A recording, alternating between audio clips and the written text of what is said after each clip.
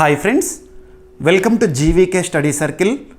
ఈ వీడియోలో ఆగస్టు 15, 2026కి సంబంధించి వార్తలు నిలిచిన జాతీయ, అంతర్జాతీయ, రాష్ట్రీయ అంశాల గురించి, వార్తలు నిలిచిన వ్యక్తులు, అవార్డులు, పుస్తకాలు, మరి క్రీడా సంబంధిత సమాచారం ఒక్కొక్క అంశాన్ని వివరంగా తెలుసుకుందాం.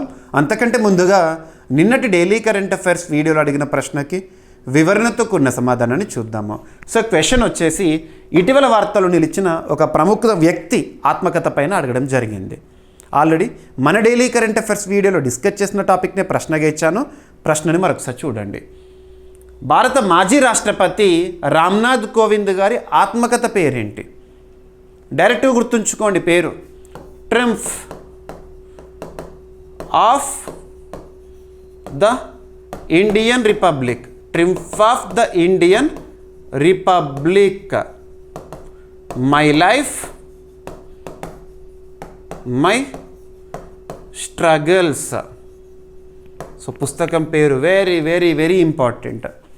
Triumph of the Indian republic, my life, my struggles అనేది ఎవరి ఆత్మకథ అంటారు పోటీ పరీక్షల్లో?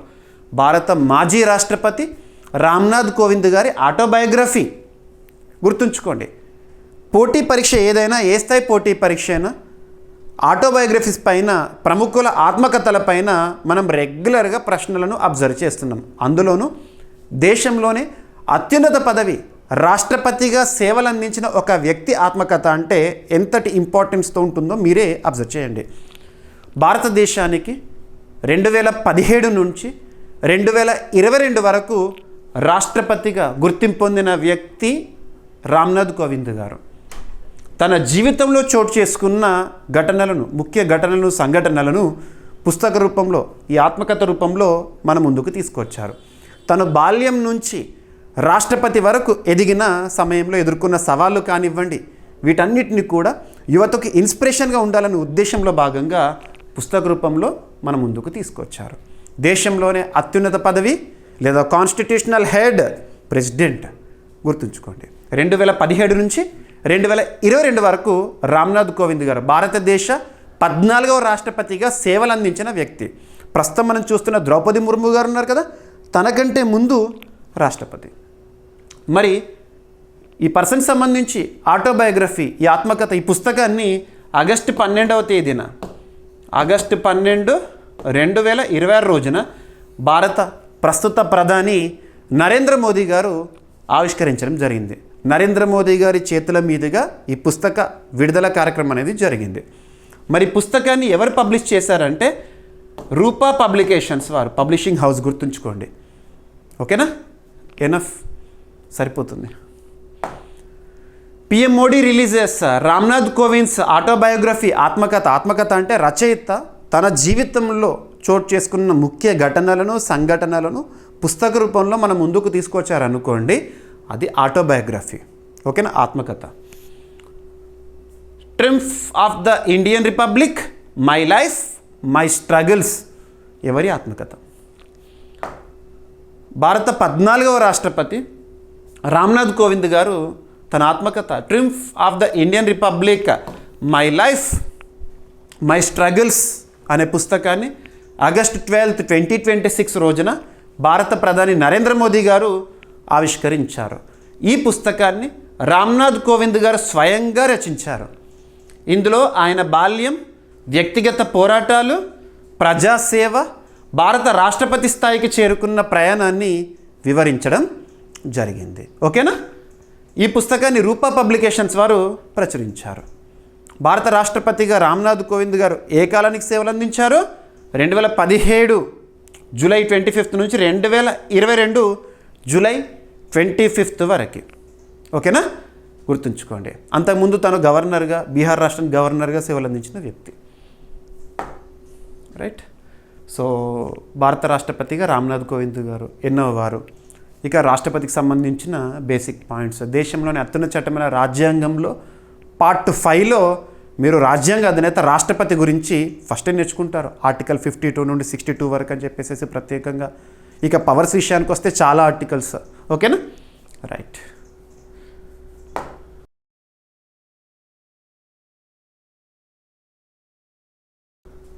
ఇక ఈరోజు ఫస్ట్ టాపిక్ వచ్చేసి మీరు ప్రెస్ ఇన్ఫర్మేషన్ బ్యూరో మీకు చాలాసార్లు చెప్తున్నాను, పిఏబి వెబ్సైట్ చూడండి అని చెప్పేసి.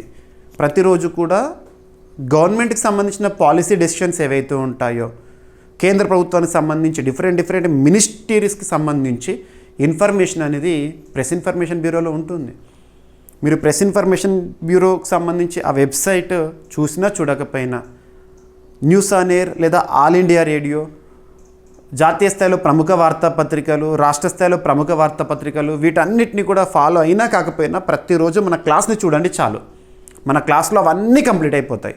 పిఐబి కానివ్వండి, న్యూస్ పేపర్కి సంబంధించి ఇంపార్టెంట్ ఆర్టికల్స్ కానివ్వండి, అన్నీ కవర్ అయిపోతాయి. ఓకేనా?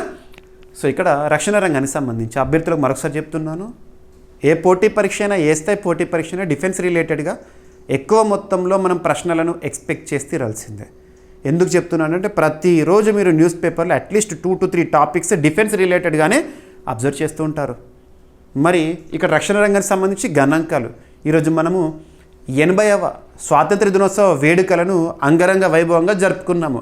ఈ సందర్భంగా పిఐబి వెబ్సైట్లో డిఫెన్స్ రిలేటెడ్గా కొన్ని గణాంకాలను రిలీజ్ చేశారు. ఈ గణాంకాల్లో చాలా వరకు మనము ఎర్లియర్ క్లాసెస్లో డిస్కస్ చేస్తాం. ఉదాహరణకు చెప్పాలంటే భారతదేశంలో రక్షణ రంగ ఉత్పత్తుల విలువ, డిఫెన్స్ ప్రొడక్షన్ వాల్యూ అనేది రికార్డుకి చేరింది అని చెప్పేసి గడిచిన ఆర్థిక సంవత్సరం 2025-26 ఆర్థిక సంవత్సరంలో భారతదేశంలో రక్షణ రంగ ఉత్పత్తుల విలువ ఎంత అని చెప్పాను. సో 1.78 lakh crore రూపీస్, ఎగుమతుల విలువ 38,000 lakh crore రూపీస్, ఇటువంటివన్నీ చూసాము. అవి ఇక్కడ గణాంకాలు. మరి బడ్జెట్లో, యూనియన్ బడ్జెట్లో బడ్జెట్కి కేటాయింపులు ఏ విధంగా ఉండడం జరిగింది, ఏ విధంగా రక్షణ రంగానికి ప్రాధాన్యత పెరుగుతోంది అని చెప్పేసి కొన్ని కంపారేటివ్ స్టడీస్ గణాంకాలు చూద్దాము. సో భారత రక్షణ రంగం బడ్జెట్ మరియు ఉత్పత్తి, ఎగుమతులు, ఆవిష్కరణల్లో భారీ వృద్ధిని సాధించింది. ఇక్కడ కంపారేటివ్ స్టడీ ఏ కాలం నుండి ఏ కాలానికి ఏ విధంగా మనం రక్షణ రంగం సంబంధించి ఇంపార్టెన్స్ పెరుగుతూ వస్తుంది. భారత 80వ స్వాతంత్ర దినోత్సవాన్ని జరుపుకుంటున్న ఈ రోజున ఆత్మనిర్భర్ భారత్లో భాగంగా, Atmanirbhar Bharat, make in India అంటే మన భారతదేశంలో తయారీ రంగాన్ని ప్రోత్సహించడానికి స్వదేశీ రక్షణ ఉత్పత్తి, ఆధునీకరణ, ఎగుమతులు, ఆవిష్కరణలకు ప్రాధాన్యం ఇవ్వడంతో దేశ రక్షణ రంగం గణనీయంగా విస్తరించింది. ఎస్, భారత రక్షణ బడ్జెట్ అనేది, రక్షణ రంగానికి కేటాయించిన బడ్జెట్ అనేది 3.1 రెట్లు పెరిగి 2013-14 అంటే ప్రస్తుత ప్రభుత్వం మనకు నరేంద్ర మోదీ గారి ప్రభుత్వం, నరేంద్ర మోదీస్ ఎరా ఎప్పుడు స్టార్ట్ అయింది? 2014 మేలో స్టార్ట్ అయింది. సో భారత ప్రభుత్వంగా నరేంద్ర మోదీ గారి ప్రభుత్వాన్ని చూసే కంటే ముందు ఇయర్ ఏదైతే ఉంటుందో అప్పటిని ఇప్పటితో కంపేర్ చేస్తున్నాం. సో 2013-14లో 2.53 లక్షల కోట్ల రూపాయల నుంచి 2026-27 యూనియన్ బడ్జెట్ రీసెంట్గా మనం చూసాం కదా, అందులో బడ్జెట్కి కేటాయింపు ఎంత? 7.85 lakh crore రూపీస్. అంటే రక్షణ రంగానికి కేటాయిస్తున్న బడ్జెట్ ఎంత మొత్తంలో పెరిగింది? ఆల్మోస్ట్ ఈ స్పాన్లో, ఈ టైంలో రక్షణ రంగం మూలధన వ్యయం, క్యాపిటల్ ఎక్స్పెండిచర్ అని చెప్పవచ్చు. రక్షణ రంగం మూలధన వ్యయం అంటే క్యాపిటల్ ఎక్స్పెండిచర్. అర్థం ఏంటి? That creates assets. మనకు వ్యయం అనేది 2 రకాలుగా ఉంటుంది, revenue expenditure, capital expenditure. Capital expenditure that creates assets, ఆస్తులను సృష్టిస్తాయి. మరి రెవెన్యూ ఎక్స్పెండిచర్ అంటే డే టు డే ఎక్స్పెన్సెస్ ఇటువంటివి. సో రక్షణ రంగం మూలధన వ్యయం 2.3 రెట్లు పెరిగి 2014-15లో 94,587.95 కోట్ల రూపాయలు నుంచి 2026-27 ఈ బడ్జెట్ వరకు 2.19 లక్షల కోట్ల రూపాయలకు చేరింది. ఇది సైనిక ఆధునీకరణకు తోడ్పడుతోంది. ఓకేనా? మిలిటరీ మోడర్నైజేషన్ అని చెప్పొచ్చు. 2025-26 అంటే లాస్ట్ ఫినాన్షియల్ ఇయర్లో రక్షణ ఉత్పత్తి రికార్డు స్థాయిలో 1.78 లక్షల కోట్ల రూపాయల నుంచి చేరింది. ఓకేనా? ఇది రికార్డు, ఇప్పటివరకే హయ్యెస్ట్ డిఫెన్స్ ప్రొడక్షన్ వాల్యూ గడిచిన ఆర్థిక సంవత్సరంలో. ఇక ప్రస్తుత ఆర్థిక సంవత్సరం ముగిసిన తర్వాత ఈ రికార్డు కూడా బ్రేక్ అవ్వచ్చు, ఎందుకంటే మరింత ఇంపార్టెన్స్ పెరుగుతుంది. ఇందులో ప్రభుత్వ రంగ సంస్థల వాటా 76%, ప్రైవేట్ రంగం వాటా 24%. ప్రైవేట్ రంగానికి కూడా రక్షణ ఉత్పత్తుల విషయంలో ప్రాధాన్యత ఇస్తుంది ప్రస్తుత భారత ప్రభుత్వము. ఇక భారత రక్షణ ఎగుమతులు, ఒకప్పుడు మన దేశం ఎలా ఉందంటే ఎక్కువగా ఇంపోర్ట్స్ పైన ఆధారపడి ఉండే, ఇంపోర్ట్స్. అలాంటిది ఇప్పుడు ఎక్స్పోర్ట్ ఓరియంటెడ్ కంట్రీగా చూస్తున్నాము. బ్రాహ్మోస్ మిస్సైల్స్ని ఎగుమతి చేస్తున్నాం. ఇలా రక్షణ ఉత్పత్తులను మనం ఎగుమతి చేసే స్థాయికి చేరుకున్నాం. ఆ విలువ చూడండి, 38,000 కోట్ల రూపాయలు చేరింది గడిచిన ఆర్థిక సంవత్సరంలో. భారత రక్షణ ఎగుమతులు 56 రెట్లు పెరిగి 2013-14లో 686 కోట్ల రూపాయలు ఉంటే 2025-26లో రికార్డు స్థాయి 38,424 కోట్ల రూపాయలకు చేరింది. భారత రక్షణ ఉత్పత్తులు 80కి పైగా దేశాలకు ఎగుమతవుతున్నాయి. 2025-26 ఆర్థిక సంవత్సరంలో రక్షణ ఎగుమతుల్లో డిఫెన్స్ పబ్లిక్ సెక్టర్ అండర్టేకింగ్స్ అంటే ప్రభుత్వ రంగానికి సంబంధించినవి వాటి వాటానేమో 21,071 కోట్ల రూపాయలతో 54.84%. అదే ప్రైవేట్ సెక్టర్ కాంట్రిబ్యూషన్ ఎక్స్పోర్ట్స్లో 17,353 crore రూపీస్ అంటే 45.16 వాటా ఉంది. ఎగుమతుల్లో ప్రైవేట్ రంగం వాటా ఏ విధంగా ఉంది మరియు ప్రభుత్వ రంగం వాటా ఎలా ఉందని 2029 నాటికి మనకు లక్ష్యాలు ఉంటాయి. వికసిత భారత్ లక్ష్యాలని 2030 నాటికి సాధించాల్సిన లక్ష్యాలని అవి చూడాలి. 2029 నాటికి ఏటా 3 లక్షల కోట్ల రూపాయల రక్షణ ఉత్పత్తి 50,000 కోట్ల రూపాయల రక్షణ ఎగుమతులు సాధించాలని కేంద్ర ప్రభుత్వం లక్ష్యంగా పెట్టుకుంది. సో రక్షణ research and development R&D research and development కేటాయింపులు 2014-15 ఆర్థిక సంవత్సరంలో 13,716.14 కోట్ల రూపాయల నుంచి 2026-27 ఆర్థిక సంవత్సరంలో 29,100.25 కోట్ల రూపాయలకు పెరిగింది. ఇది 112% పైగా వృద్ధి అంట. 2022-23 నుంచి రక్షణ R&D బడ్జెట్లో 25% ఇండస్ట్రీ స్టార్టప్స్ అకాడమియాకి అందుబాటులో తీసుకొచ్చారు. Last point 24 defence research and development organisation laboratories. మన భారతదేశంలో రక్షణ రంగంలో పనిచేస్తున్న అత్యున్నత సంస్థ DRDO కదా. సో DRDO 1958 ఇయర్లో స్థాపన, న్యూఢిల్లీ కేంద్రంగా పనిచేస్తే ప్రస్తుతం DRDOకి చీఫ్గా లేదా చైర్పర్సన్గా ఎవరు విధులు నిర్వర్తిస్తున్నారంటే డిఫెన్స్ సెక్రటరీ అదనపు బాధ్యతలుగా ఉన్నారు రాజేష్ కుమార్ సింగ్ గారు. DRDO పరిధిలో ల్యాబొరేటరీస్ ఉంటాయి కదా వాటి. సో 24 DRDO ల్యాబొరేటరీస్లోని టెస్టింగ్ ఫెసిలిటీలను డిఫెన్స్ టెస్టింగ్ పోర్టల్ ద్వారా దేశీయ తయారీ సంస్థలు స్టార్టప్స్ నిర్ణీత రుసుము చెల్లించి ఉపయోగించుకోవచ్చు అంట.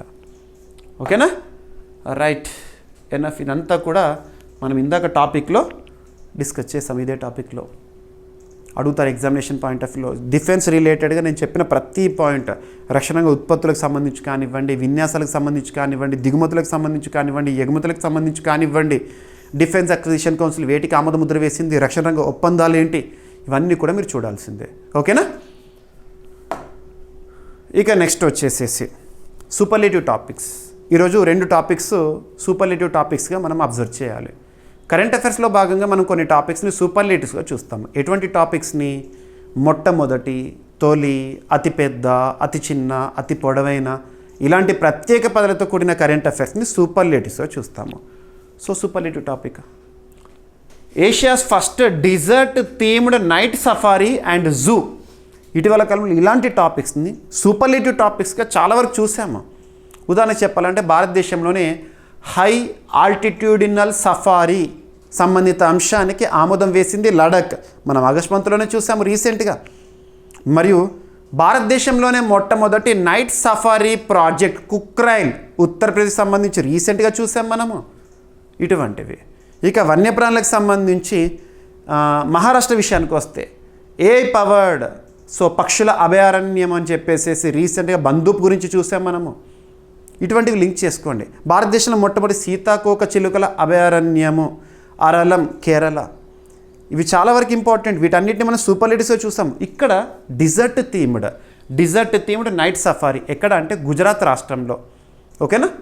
సో గుజరాత్లో ఆసియాలోనే తొలి మొట్టమొదటి డిజర్ట్ థీమ్డ్ నైట్ సఫారీకి ఆమోదము. సో టూరిజంని మరింత ప్రోత్సహించడానికి ఉదాహరణ చెప్పాలంటే మీరు గుజరాత్ రాష్ట్రానికి వెళ్తే సింహాలు, గిర్ నేషనల్ పార్క్. భారతదేశంలో మీరు లయన్ సఫారీ చేయాలి, లయన్ని చూడాలి అంటే ఖచ్చితంగా గుజరాత్కే వెళ్ళాలి, గిర్. ఇలాంటి ప్రత్యేకతలు ఉంటాయి.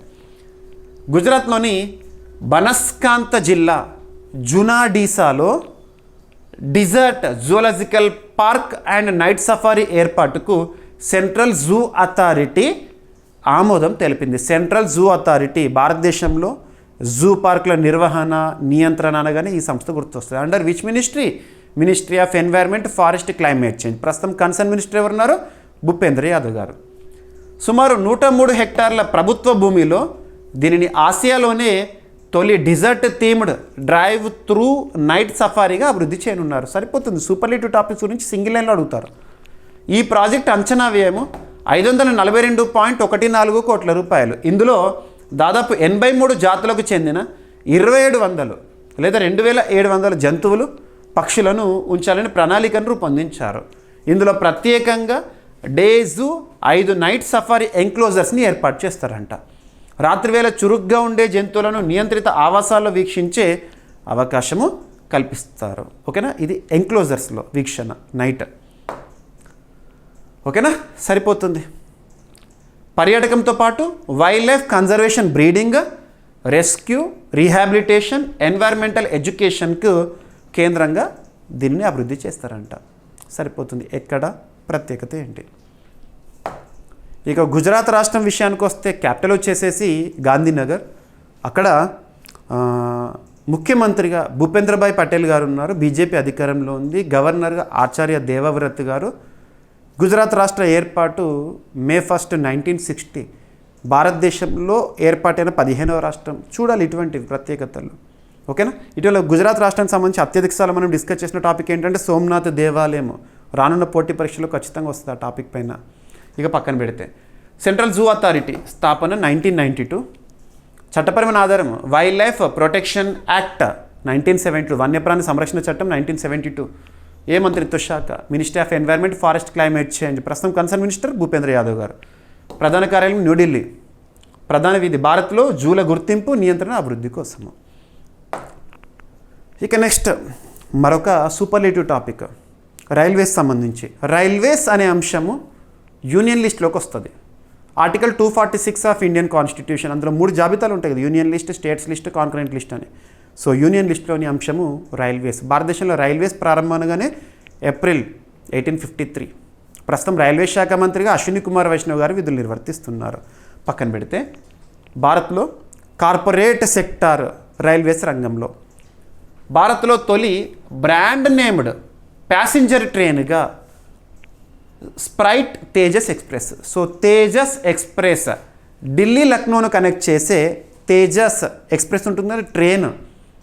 అది ఒక బ్రాండెడ్ ట్రైన్గా, ఒక కార్పొరేట్ కంపెనీకి సంబంధించిన పేరుని బ్రాండ్గా నడుస్తుంది. ఇక సో ఆ రైల్ని మీరు అబ్జర్వ్ చేసినా కూడా, ఆ ట్రైన్ మీరు అబ్జర్వ్ చేసినా కూడా స్ప్రైట్ లోగో కానివ్వండి, ఇమేజెస్ కానీ కనబడతాయి. సో ఇక్కడ చూడండి, India's first corporately branded train Lucknow Delhi Tejas express to become Sprite Tejas express. ఒక కార్పొరేట్ కంపెనీ పేరుతో రైల్వే రాకపోకలు. లక్నో న్యూఢిల్లీ తేజస్ ఎక్స్ప్రెస్ను స్ప్రైట్ తేజస్ ఎక్స్ప్రెస్గా రీబ్రాండ్ చేయనున్నారు. దీంతో కమర్షియల్ బ్రాండ్ పేరును అధికారికంగా పొందిన భారత్లో తొలి ప్యాసింజర్ ట్రైన్ కానుందంట. ఏ మార్గంలో అని అడుగుతారు. కొన్ని మార్గాలు గుర్తుంచుకోవాలి. ఉదాహరణ చెప్పాలంటే భారతదేశంలో తొలి హైడ్రోజన్ ట్రైన్ అనగానే రీసెంట్గా హర్యానా రాష్ట్రంలో జింద్ సోనిపట్ ఇలాంటివి లింక్ చేసుకోవాలి. ఇక్కడ ప్రైవేట్ లేదా బ్రాండెడ్ ట్రైన్గా ఏ కనెక్టివిటీ? లక్నో న్యూఢిల్లీ. ఓకేనా. ఈ ప్రీమియం రైలును Indian railway catering and tourism corporation IRCTC నిర్వహిస్తుంది. ఇది భారత్లో తొలి కార్పొరేట్ ఆపరేటెడ్ ప్యాసింజర్ ట్రైన్గా కూడా గుర్తింపు పొందింది. డైరెక్ట్గా గుర్తుంచుకోండి, సూపర్లేటివ్ టాపిక్. ఇక్కడ పెద్ద కాన్సెప్ట్ ఏం లేదు, డైరెక్ట్గా గుర్తుంచుకునే పాయింట్. కంపెనీ పేరు, బ్రాండ్ పేరు గుర్తుంచుకోండి, సరిపోతుంది. కోకాకోలాకు చెందిన బెవరేజ్ బ్రాండ్ స్ప్రైట్కు 6 నెలల అడ్వర్టైజింగ్, ట్రైన్ బ్రాండింగ్ కాంట్రాక్ట్ను IRCTC కేటాయించింది. నిర్దేశిత కాంట్రాక్ట్ కాలంలో రైలు గుర్తింపుతో స్ప్రైట్ కమర్షియల్ బ్రాండింగ్ని అనుసంధానించని ఉన్నారంట. ఓకేనా, రైట్. ఓకేనా, సరిపోతుంది. రైల్వే ఆస్తులను కమర్షియల్, అడ్వర్టైజింగ్, బ్రాండింగ్ ఉపయోగించడం ద్వారా నాన్ ఫేర్ రెవెన్యూను పెంచే ప్రయత్నంలో ఈ కార్యక్రమం భాగము. So Indian railway catering and tourism corporation స్థాపన 1999. మినిస్ట్రీ ఆఫ్ రైల్వేస్ పరిధిలో న్యూఢిల్లీ కేంద్రంగా పనిచేస్తుంది. రైల్వే టికెటింగ్, క్యాటరింగ్, టూరిజం ఇవన్నీ కూడా ఈ పరిధిలోనే. ఇక తేజస్ ఎక్స్ప్రెస్. ఓకేనా, తొలి తేజస్ ఎక్స్ప్రెస్ ఏ మార్గంలో అంటే ముంబై గోవా 2017లోనే premium semi high speed passenger trains ఇవి. ఇక నెక్స్ట్ నీతి ఆయోగ్కి సంబంధించి అభ్యర్థులు ఒక విషయాన్ని గుర్తుంచుకోండి. రానున్న ఏ పోటీ పరీక్ష అయినా, ఏ స్థాయి పోటీ పరీక్ష అయినా నీతి ఆయోగ్కి సంబంధించి ప్రశ్నలు లేకుండా ప్రశ్నపత్రమే ఉండదు. నీతి ఆయోగ్కి సంబంధించి నియామకాలపైన అడగవచ్చు, నీతి ఆయోగ్ వారు విడుదల చేసే నివేదికలపైన అడగవచ్చు, నీతి ఆయోగ్ వారు విడుదల చేసే కొన్ని గైడ్లైన్స్ ఉంటాయి, అవుట్లుక్ లాంటివి కానివ్వండి, లేదంటే ఇండెక్స్ల పైన కానివ్వండి అడగవచ్చు. ఫస్ట్ నీతి ఆయోగ్ సంబంధించిన బేసిక్ పాయింట్ చూసి ఈ టాపిక్ ఒక రిపోర్ట్ రిలీజ్ చేసింది నీతి ఆయోగ్, అందుకు డిస్కస్ చేస్తున్నాం. నీతి Aayog national institution for transforming India.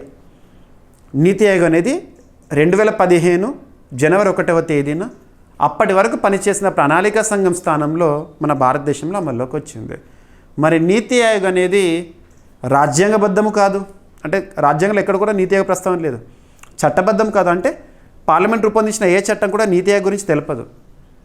మరి ఎలా ఏర్పాటైందంటే క్యాబినెట్ రిజల్యూషన్, కేంద్ర మంత్రిమండలి తీర్మానం ఆధారంగా ఏర్పాటై పనిచేస్తున్న ఒక సలహా సంస్థ నీతి ఆయోగ్, గుర్తుంచుకోండి. మరి నీతి ఆయోగ్కి ఎక్స్ అఫిషియో చైర్పర్సన్గా ఎవరు ఉంటారంటే ప్రైమ్ మినిస్టర్ గారు ఉంటారు. వైస్ చైర్పర్సన్, నీతి ఆయోగ్ ప్రస్తుతం వైస్ చైర్పర్సన్ ఎవరంటారు? అశోక్ కుమార్ లాహిరి గారు. అశోక్ కుమార్ లాహిరి గారు తను వెస్ట్ బెంగాల్ రాష్ట్రం చెందినవారు. నీతి ఆయోగ్కి ప్రస్తుతం సీఈఓగా అనురాగ్ జైన్ గారు విధులు నిర్వర్తిస్తున్నారు. 7 ఫుల్ టైం మెంబర్స్ ఉన్నారు. మీరు పోటీ పరీక్షల్లో ప్రశ్నపత్రంలో థింక్ ట్యాంక్ అని, కోఆపరేటివ్ ఫెడరలిజం అని ఇలాంటి పదాలు చూసారనుకోండి, ఇవ్వబడిన ఇన్ఫరెన్సెస్లో నీతి ఆయోగ్ అనే ఆప్షన్ ఉంటే అదే ఆన్సర్. ఓకేనా? సో నీతి ఆయోగ్ వారు విడుదల చేసిన నివేదిక పేరు చూడండి. Basic points. భారత్ను గ్లోబల్ మ్యానుఫ్యాక్చరింగ్ హబ్గా, అంటే ప్రపంచ తయారీ రంగ కేంద్రంగా భారతదేశాన్ని తీర్చిదిద్దడానికి నీతి ఆయోగ్ ఒక నివేదికను రిలీజ్ చేసి అందులో 4 కీలక రంగాలను గుర్తించింది. ఆ 4 కీలక రంగాలు ఏంటి అంటారు? 1 chemicals, 2 textiles, 3 telecom and networking equipments, 4 solar. ఓకేనా? సో ఇక్కడ చూడండి, national institution for transforming India NITI Aayog 2026 August 13న విడుదల చేసిన ఒక రిపోర్ట్. ఆ రిపోర్ట్ పేరు ఏంటంటే key sectors to position India as a global manufacturing hub. ప్రపంచ తయారీ కేంద్రంగా భారతదేశాన్ని నిలపడానికి ఉద్దేశించబడిన నివేదిక. భారత్ను గ్లోబల్ మ్యానుఫ్యాక్చరింగ్ హబ్గా అభివృద్ధి చేసేందుకు అధిక సామర్థ్యం ఉన్న 4 కీలక రంగాలను నివేదిక గుర్తించింది. అవేంటంటే chemicals, textiles, telecom and networking equipment, solar, photovoltaic manufacturing. ఓకేనా? ఈ రంగాలను మార్కెట్ సామర్థ్యము, global competitiveness, infrastructure, technology readiness, ఉపాధి అవకాశాలు, గ్లోబల్ వాల్యూ చైన్స్లో స్థానం వంటి ప్రమాణాల ఆధారంగా విశ్లేషించారు. ఇక్కడ ఈ టాపిక్లో భాగంగా మిమ్మల్ని అడిగేది ఏంటంటే ఆ 4 రంగాలు ఏంటి? నీతి ఆయోగ్ గుర్తించిన 4 రంగాలు భారతదేశాన్ని ప్రపంచ తయారీ రంగ కేంద్రంగా నిలపడానికి ఏ రంగాలను గుర్తించింది అంటే డైరెక్ట్ పాయింట్ ఇంతే. ఓకేనా? సో దేశీయ విలువ జోడింపును పెంచడం, కీలక దిగుమతులపై ఆధారణ తగ్గించడం, గ్లోబల్ మ్యానుఫ్యాక్చరింగ్ వాల్యూ చైన్స్లో భారత స్థానాన్ని బలోపేతం చేయడం ఈ నివేదిక యొక్క ప్రధాన లక్ష్యం అంట. మరి ఈ గుర్తించిన రంగాల్లో పెట్టుబడులను పెంచాలి, ఎగుమతుల కోసం ఉద్దేశించబడాలి.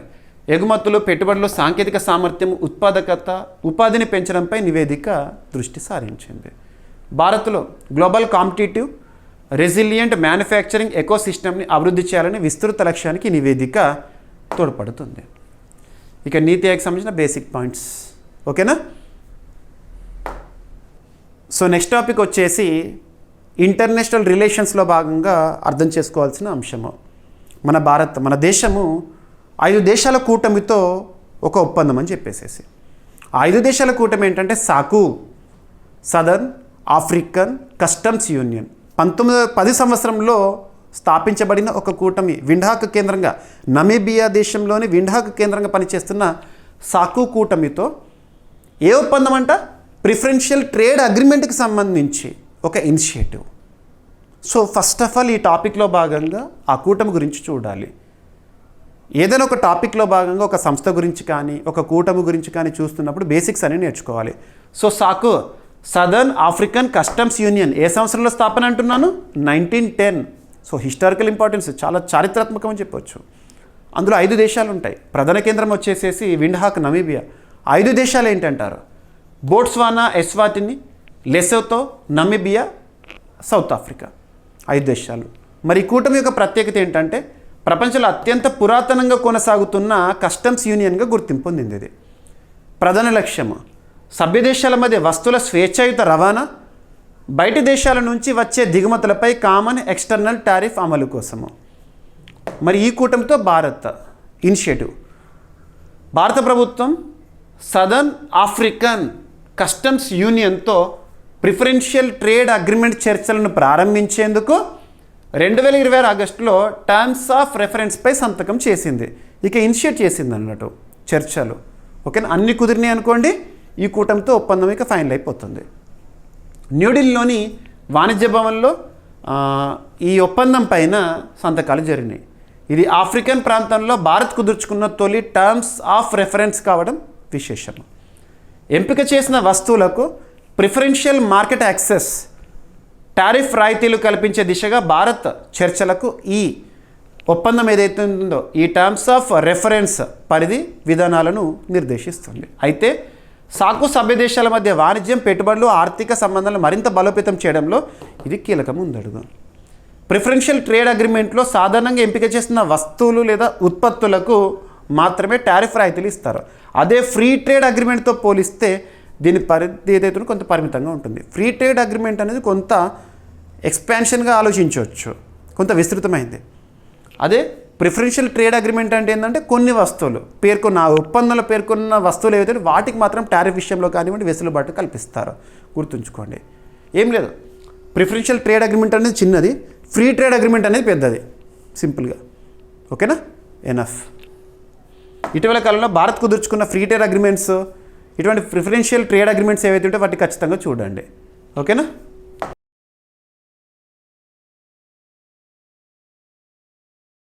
ఇక ఈరోజు ప్రశ్న ఆల్రెడీ మనం నిన్నటి డైలీ కరెంట్ అఫైర్స్ వీడియోలో డిస్కస్ చేసిన టాపిక్నే ఇచ్చాను.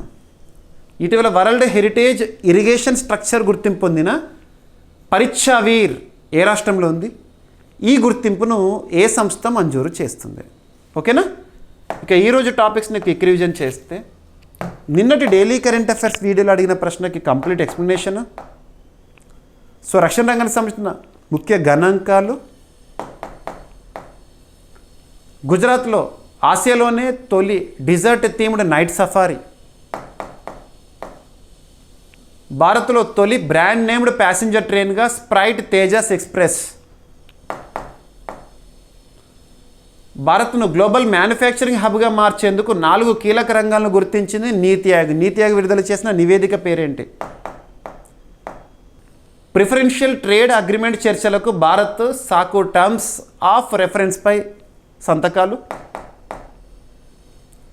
కేరళలోని అరుదైన వైద్య రాతప్రతుల డిజిటలైజేషన్కి కుదిరిన ఒక కీలక ఒప్పందము, భాషిని కింద క్రౌడ్ సోర్సింగ్ కార్యక్రమం భాషాదాన్ ప్రత్యేకత ఏంటి?